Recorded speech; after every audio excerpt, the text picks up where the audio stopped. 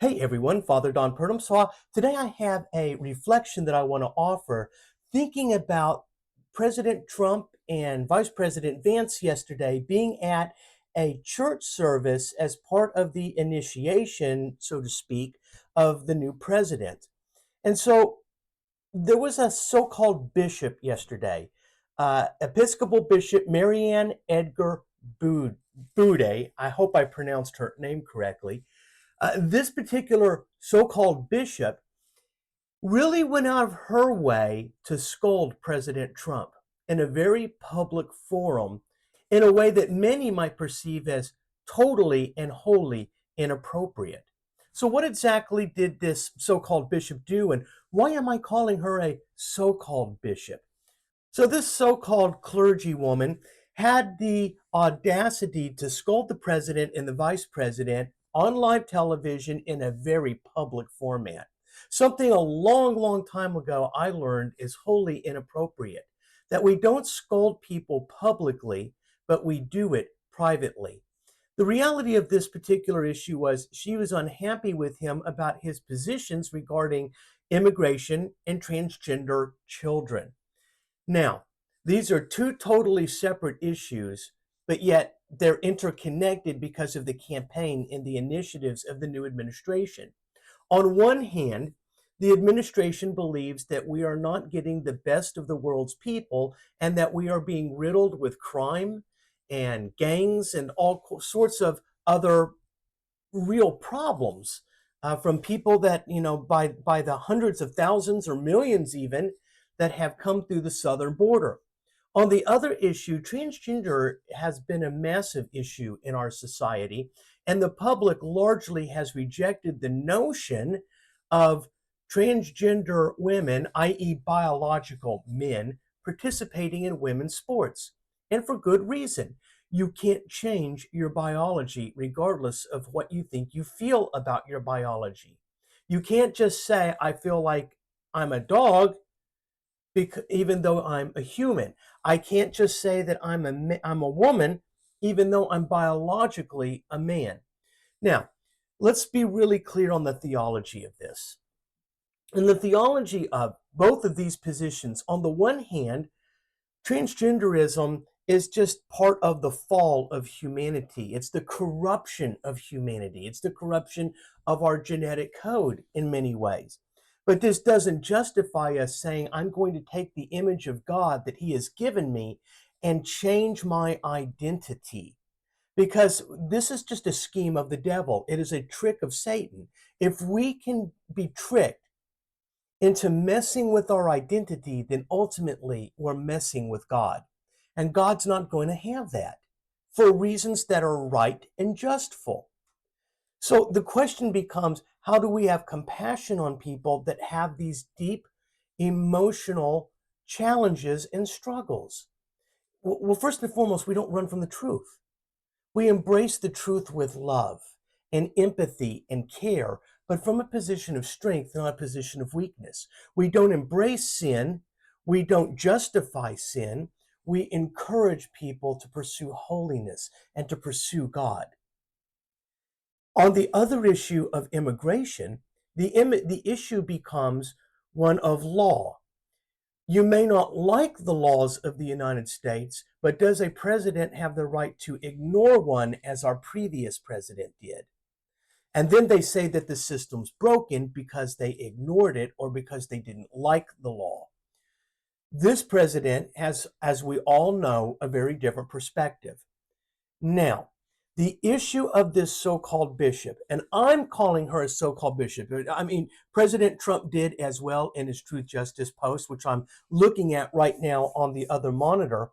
At the National Prayer Service, this so-called bishop, as she chided him right in front of Trump and Vance, they instantly knew what was going on and the political play that was being set up against them.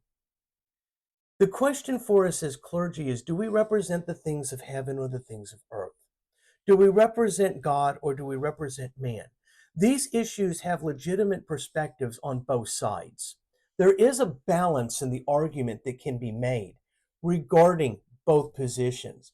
The question really then becomes one of law. And the issue is that the law is clear, even if we don't like the law. So the bottom line here is that why am I calling her a so-called bishop? Well, number one, there's a pronoun here. For those of us who love pronouns and find pronouns to be wholly acceptable, the pronoun is her. And the question becomes a biblical theological framework of what is a bishop.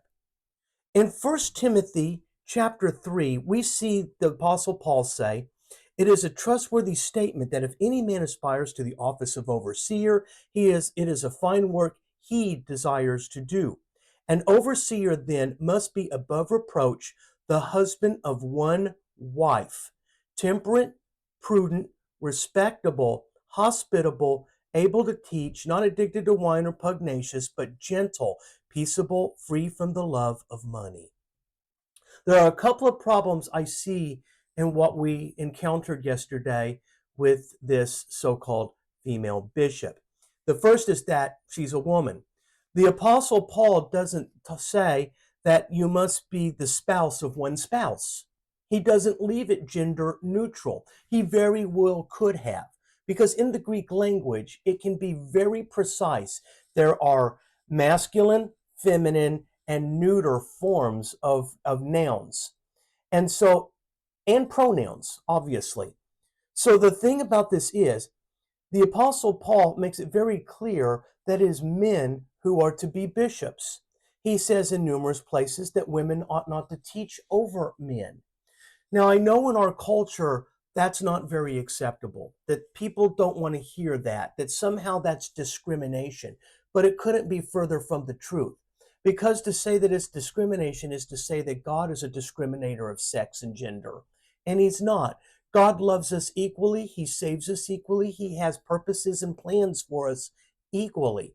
But that doesn't mean that we all share the same roles, especially in relationship to the church. And so here we see that an overseer or a bishop must be above reproach, the husband of one wife. And then we have some other adjectives: temperate, prudent, respectable, hospitable, and able to teach. Through this so-called bishop's behavior yesterday, was she behaving temperately?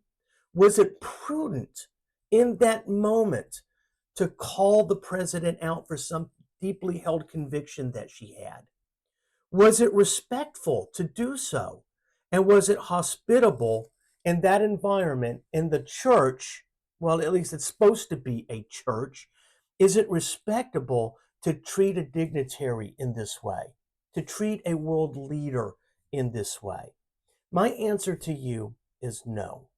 In the Orthodox Church, through every liturgical service, what we see are prayers that are offered up continually for our president, for our civil leaders, and for our military, our armed forces.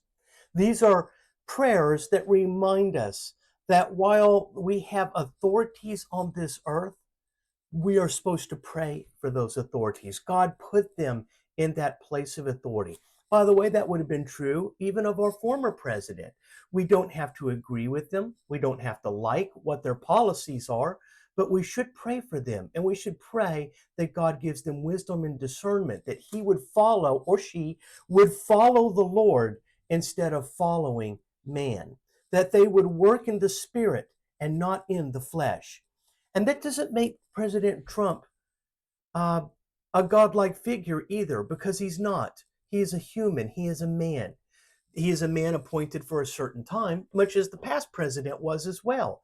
Every president of the United States has an appointment or a destiny or a rendezvous with God.